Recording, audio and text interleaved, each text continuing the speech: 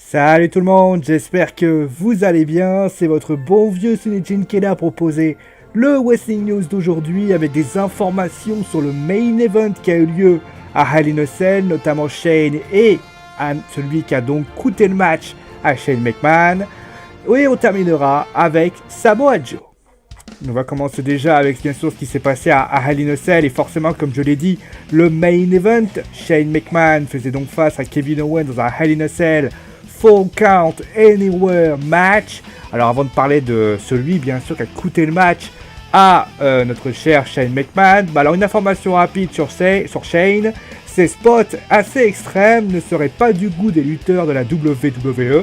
En effet, certains lutteurs considèrent que de sauter du haut d'une cage alors qu'on ne lutte qu'une fois par mois, enfin qu'une fois tous les 6 mois, pour ensuite attribuer le respect des fans, cela reste limite, d'autant plus que ces mêmes lutteurs sont refusés quand ils veulent le faire. Et en plus de cela, quand il le fait, ça foire, alors oui, il y a eu une aide. Le nom, vous l'avez connu, si je vous dis qu'il est autant la même origine que Kevin Owens et qu'il l'a déjà affronté bon nombre de fois, vous l'avez compris, il s'agit de Sami Zayn, et oui, The Underdog of the Underground. Au Wrestling Show, nous étions surpris de son absence.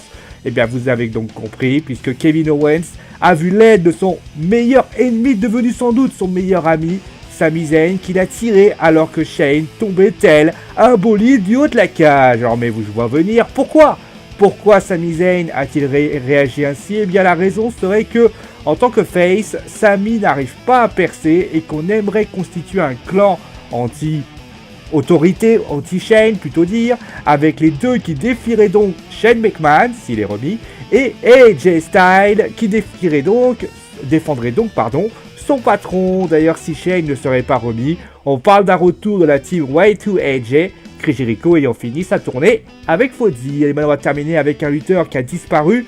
Il s'agit bien sûr de Samoa Joe. Alors, il était bien lancé, Samoa Joe, puisque bien, il faisait une très belle prestation face à Brock Lesnar. Et bien, le Samoan s'était donc blessé malheureusement au genou. Alors, rassurez-vous, fans du Samoan, le lutteur devrait faire son retour fin octobre. Et donc, on peut imaginer un retour au Survivor Series. Voilà, vous savez tout, c'est donc la fin. Et bientôt Wrestling News. Vous avez vu, je parle un peu du nez, je suis un peu souffrant. Je fais des gros bisous et je vous dis donc bien sûr à demain.